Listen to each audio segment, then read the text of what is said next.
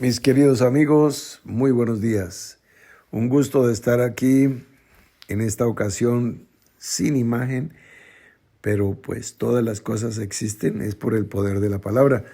Entonces, si la palabra nos ha unido, la palabra nos ha acercado, la palabra nos alimenta de día en día, nos consuela, nos edifica, nos exhorta, nos vivifica. Entonces, aquí estamos, unidos por la palabra. Damos gracias al Señor que nos da la vida y la oportunidad de haber vivido todo este tiempo hasta este instante para poder estar juntos en esta mañana. Si estás escuchando este mensaje en diferido, en cualquier otro momento, cualquier otro día, igual la palabra se mantiene viva y eficaz. La modalidad que vamos a trabajar a partir de esta semana es que procuramos que haya una pregunta del día martes, miércoles y jueves. Y el viernes hacemos un balance de lo que se trabajó en esos días. El lunes estaremos considerando o haciendo reflexiones acerca de lo que compartimos en la última asamblea del sábado en la noche. Entonces, de esa manera tenemos una dinámica y estarán participando las personas que quieran participar, como lo han hecho los que han querido y han sido invitados. Entonces, mis amigos, pues bueno, gracias a todos los que lo han hecho y los invitamos a prepararse para a partir del lunes entrar en esa dinámica. Bien, de acuerdo a lo que les acabo de decir, entonces voy a empezar por lo último y después pasamos a lo anterior. Lo último fue a raíz de una pregunta de Soler Trujillo acerca de qué significado tendrían las 42 jornadas. Entonces, pues para que no se quedara nada en el aire, y pues porque todos son de un común denominador, y es que se busca lo trascendente o lo profundo, pues hay que darle una respuesta trascendente y profunda. Y entonces hablamos de que desde el llamamiento que representa Abraham hasta que Cristo es manifestado, pues hay esas generaciones 14, 14, 14. Entonces, pues si en nuestra vida, pues si se cumplen, desde el momento en que recibimos el llamamiento hasta que Cristo sea manifestado, hasta que tú alcances la medida de la estatura, de la plenitud de Cristo, pues bueno, eso es el 42. Pero en honor a la verdad, es importante que mencionemos que en la asamblea de antenoche, cuando hablamos de las 42 jornadas, sencilla y llanamente estaba haciéndose referencia al periodo de tiempo que había transcurrido desde que empezó esa obra el 24 de septiembre o el día 24 del noveno mes de 1978, cuando un grupo de 6 personas se reunieron conmigo y empezó todo. Hasta el 24 de septiembre del 2020, que era el año en que empezaron las transmisiones en la nube. Entonces, el programa de antenoche estaba ya circulando el mes de septiembre y nos acercábamos a la celebración de la fiesta de la Pascua. Entonces se dijo ahí que cuando se cumpliera la Pascua, se cumplirían 42 jornadas, de 1978 a 2020. Entonces, ¿qué significan las 42 jornadas? Pues significa que han pasado 42 años, del 78 al 20. ¿Pero qué significa para nosotros hoy? Bueno, pues significa que tuvimos primero, de 1978 a 1990, 12 años, 12 jornadas. Eso fue lo primero que se hizo. Paramos durante 42 meses, desde el 24 de septiembre de 1990 hasta el 24 de marzo de 1994, 42 meses. Y volvimos a empezar en el 94 y hasta el 2024 son 30 años.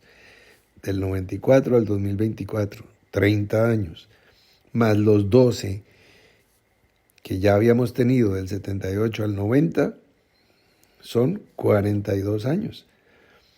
O sea que son 42 años desde el 78 hasta el 2020 y son 42 años desde el 78 hasta el 2024, descontándole los 42 meses que no hubo presencia de acoyuntamiento, de congregación, de coinonía, de quejilá, no hubo asamblea, no hubo alabanza, no hubo oración, no.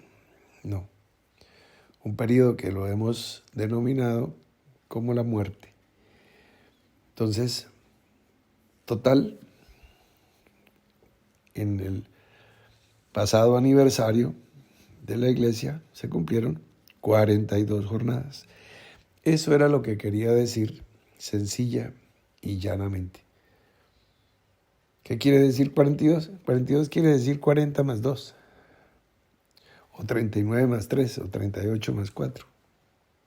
O sea, ¿qué significa que encontramos un vestigio de una cultura? Significa que encontraron el vestigio de una cultura. Y así sucesivamente. A veces las cosas significan sencilla y llanamente lo que significan las cosas. Entonces yo voy caminando por la calle y me encontré con Pepito, o con Pedrito, o con Julita.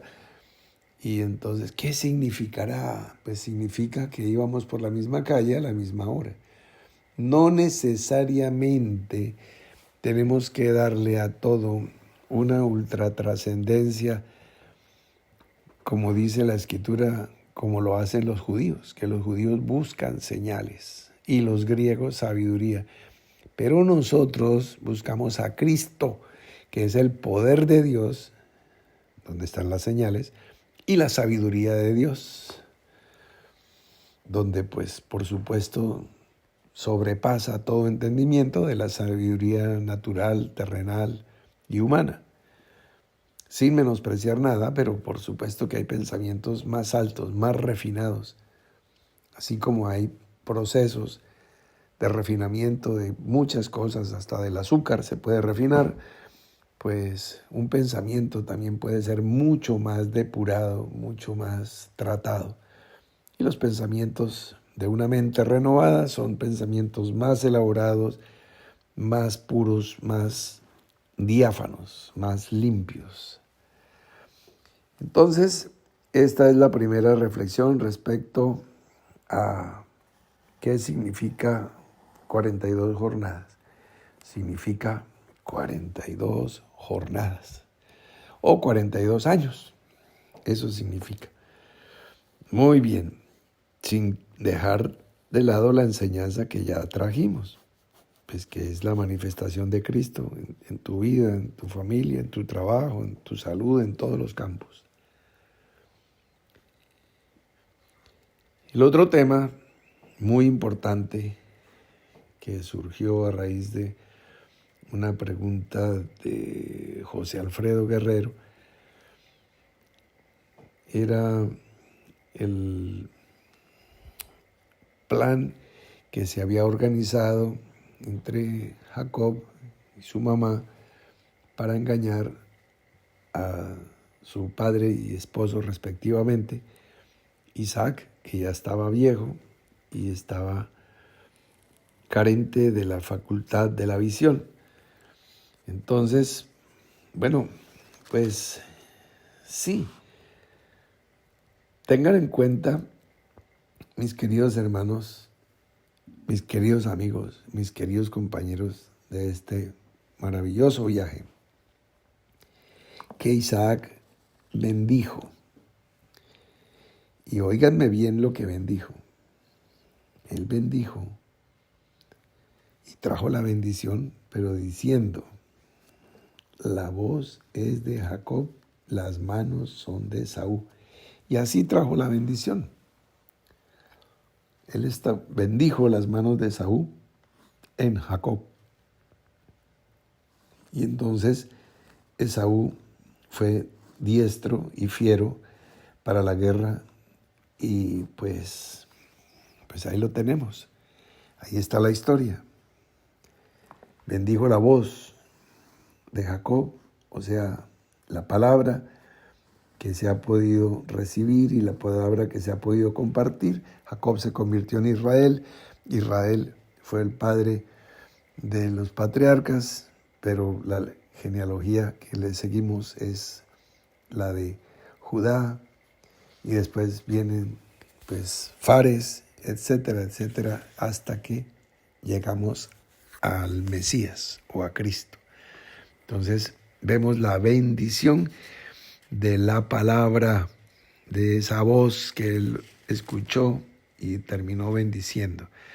Pero como surgió la inquietud respecto a por qué se manifestaban esas estratagemas, esos trucos, esos engaños, y podían obtener bendición.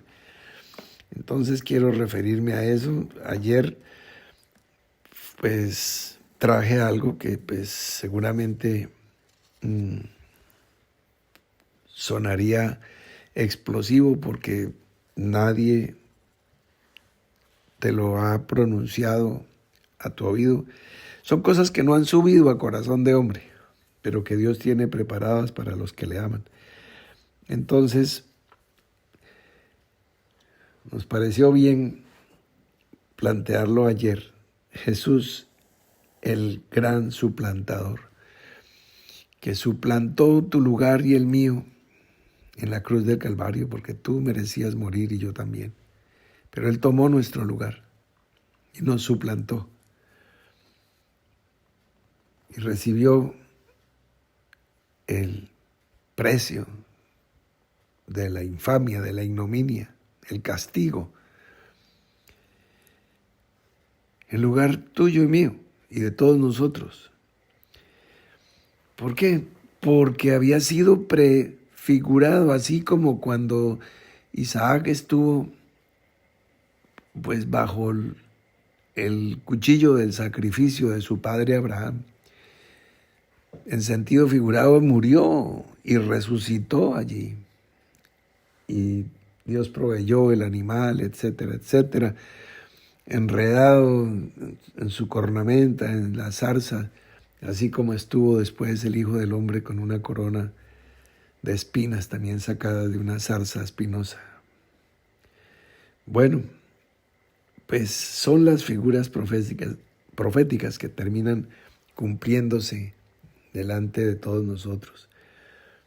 Entonces, miremos los diferentes engaños que terminan siendo motivo de bendición y decimos, ay, pues claro, vemos a los ejércitos de Israel, por ejemplo, supuestamente huyendo de la defensa de los soldados de la ciudad de Hai, y entonces salen corriendo y los otros van detrás, pero hay unos que están emboscados, escondidos, y les salen por la retaguardia a los de Hai, y cuando ya les salen por la retaguardia, los que están huyendo dan media vuelta y se devuelven y arman un tremendo sándwich con los soldados de Jai y los toman por las dos puntas y los aniquilan.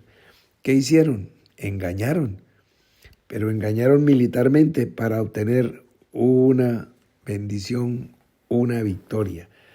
Alguien diría, no, pero pues así sí se puede engañar porque es para la guerra.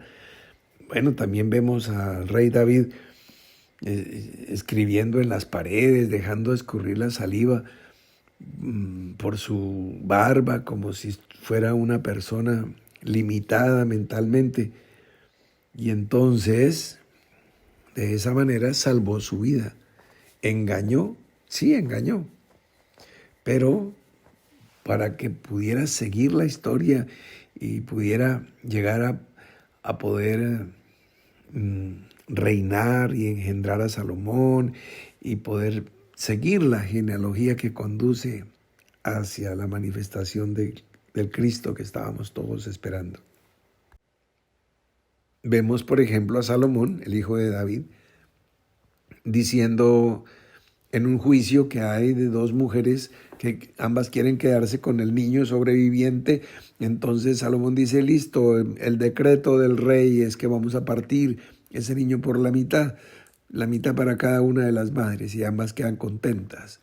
Y una dijo, bueno, sí, deme medio niño. Y la otra dijo, no, déselo todo a ella. Fue un engaño de Salomón. Con su ingenio, con su sabiduría, pudo engañar la malicia de esa madre falsa y pudo descubrir quién era la madre verdadera. Entonces, ¿qué hizo Salomón? Engañar. Así como los soldados de Jai engañaron para vencer, o David engañó para sobrevivir, Salomón engañó para hacer justicia. Y tenemos ejemplos a diestra, siniestra, en muchas direcciones de las Escrituras. Veamos, por ejemplo, el caso de Sansón. Sansón conoció a una mujer filistea, Timnat, y bueno, se enamoró perdidamente. Iba con sus papás para oficializar la unión de un judío, de un israelita es más correcto decir, con una filistea, y entonces le salió un león en el camino y lo despedazó con sus propias manos, lo mató, lo rompió, lo esnucó, lo desjarretó, y después volvió a pasar y encontró pues el mortecino del león. Pero mis queridos hermanos, de acuerdo a la Escritura, de acuerdo al libro de Levítico, pues un nazareo no puede tocar cuerpo muerto. Pues cualquiera que toque cuerpo muerto se contamina, pero un nazareo pues de ningún modo. Y Sansón era un ser que desde niño tenía ese voto, por eso tenía su cabellera sin haber sido raído nunca por ninguna navaja, etcétera, etcétera. Y Salomón fue y se acercó al cuerpo muerto y le metió la mano y le sacó un panal de miel que había ahí, y con eso elaboró su enigma con lo que engañó o quiso engañar a los familiares de su novia, que ahora iba a ser su esposa, era su mujer ya. Y les presentó el famoso enigma del devorador del que sale la dulzura. Entonces, la mujer terminó consiguiendo la revelación del enigma, y entonces, bueno, eso fue la frustración de Sansón. Pero lo que les quiero mostrar es cómo se utiliza el engaño, inclusive el quebrantamiento de la ley. ¿Y qué le pasó a Sansón? ¿Qué le dijeron por haber? No pasó nada. ¿Ven? Pero lo dije ayer y lo vuelvo a repetir y reiterar hoy, puesto los ojos en Jesús, el autor y consumador de nuestra fe. Es donde tenemos que mirar, porque David nos puede servir un poquito de ejemplo y Salomón también, y los ejércitos de Israel luchando en Jericó y en Jai también nos pueden servir, pero no es el modelo perfecto. Ninguno de ellos es el camino, ni la verdad, ni la vida. La mujer sirofenicia, de alguna manera, presentó ante un argumento retórico de Jesús de que primero se sirva a los señores de la casa. Ella dijo, pero los perritos también pueden comer lo que caiga debajo. Lo maravilló con esa maroma que hizo con el lenguaje. Creó una figura, un comparativo, un símil que dejó fascinado a Jesús. No es que lo engañara, es que lo venció. Lo venció y consiguió el milagro que ella quería para ayudar a su hija. El apóstol Pablo, pues, se hacía a los romanos como romano, o a los judíos como judío, o a los griegos como griego. Él dice, para ganar de todos alguno, y dice, con mi astucia los he prendido. No es que esté mintiendo, es que sabía adaptarse para poder obtener la bendición. Ustedes recuerdan, por ejemplo, Abraham engendró a Isaac, Isaac engendró a Jacob, Jacob engendró a los patriarcas, de los cuales pues fue Judá, el que sería la cabeza de la línea por donde vendría Jesús. Él es el león de la tribu de Judá. Y Judá tuvo unos hijos que se llamaron y Onán. Y bueno, y un tercero que se llamó Sela. Y entonces él fue testigo de que su hijo se casó con una mujer llamada Tamar y bueno, hizo lo malo, murió. Entonces Onán, por la ley del levirato, debería levantarle familia a su hermano muerto y se unió a Tamar, pero vertía en tierra su semilla y no dentro de la mujer para no dejarle hijos, y también murió. Y entonces su suegro Judá le dijo, quédese juiciosita, mi hijita, que cuando crezca mi niño menor, que se llama Sela, se lo voy a dar por esposo. Pero pasaron los años y no se lo dio. Se olvidó de ella. Entonces Tamar se disfrazó de prostituta, de ramera, se vistió con ropajes provocativos, se maquilló los ojos, se pintorreteó, se perfumó y se puso a la orilla del camino por donde iba a pasar su suegro.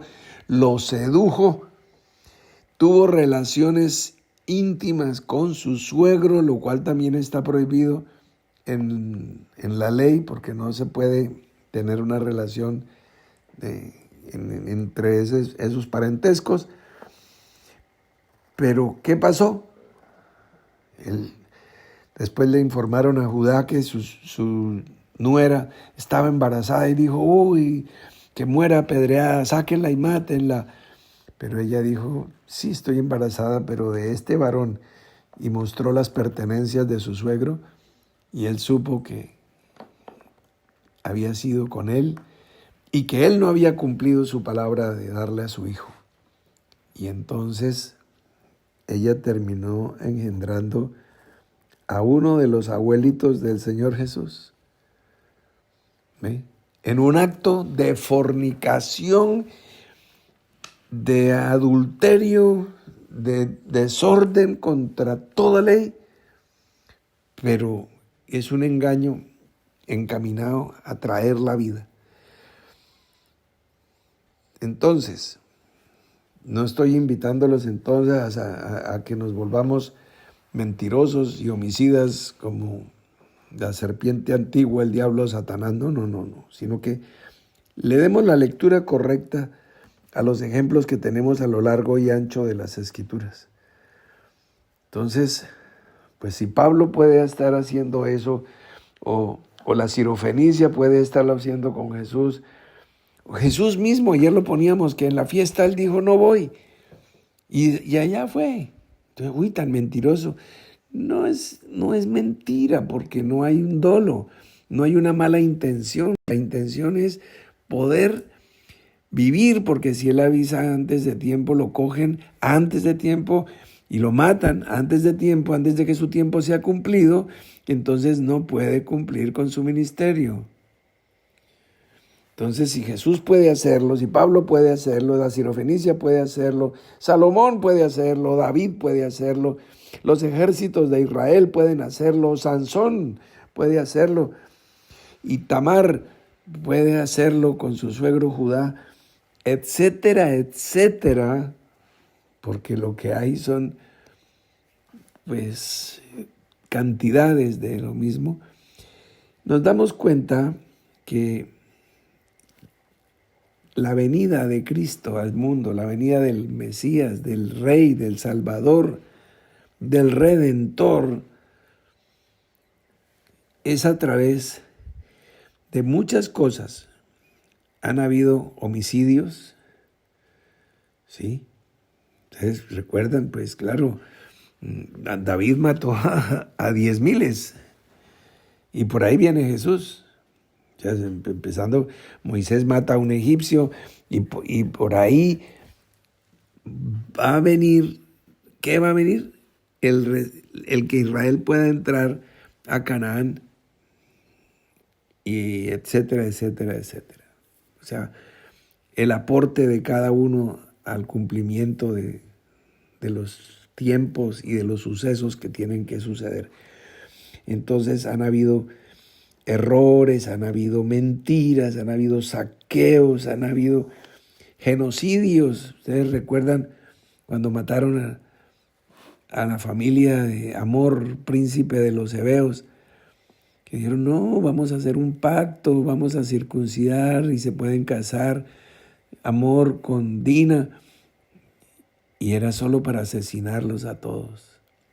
Eso pues es una masacre, eso no es un acto justiciero, pero la historia está absolutamente llena de todos estos sucesos. Lo que tenemos que ver es puestos los ojos en Jesús. ¿Quiere decir esto que el fin justifica los medios? No. Quiere decir esto que el fin es maravilloso y que los medios han sido tortuosos y han sido difíciles. Todo empezó con un acto de desobediencia en el huerto y ahí se empieza a complicar todo. Todo, empiezan a suceder muchas cosas. ¿Sí? Y vuelve y empieza la creación en la generación número 10 con Noé, y otra vez viene Cam y descubre la desnudez de su padre. Lo que eso implica, pues, es delicado, es grave. Fuera que se burló de su padre o fuera que lo hubiera violado, igual es gravísimo. Y entonces así empezó la nueva creación, con el primer patriarca borracho, dormido, y así sucesivamente. Y entonces Noé, viene Sem, y ahí viene la línea semítica, etcétera, etcétera, etcétera. Entonces, lo maravilloso no es que Jacob suplante a Esaú, sino que Jesús te suplante a ti y me suplante a mí. Esto sí nos permite estar vivos para con Dios y aún vivos en este planeta para bendecir a Dios y seguir juntos. Entonces, mis amigos, espero haber podido aclarar algo de las dudas que trabajamos en esta última jornada de la semana. Un abrazo para todos y después nos vemos en la noche. Feliz día.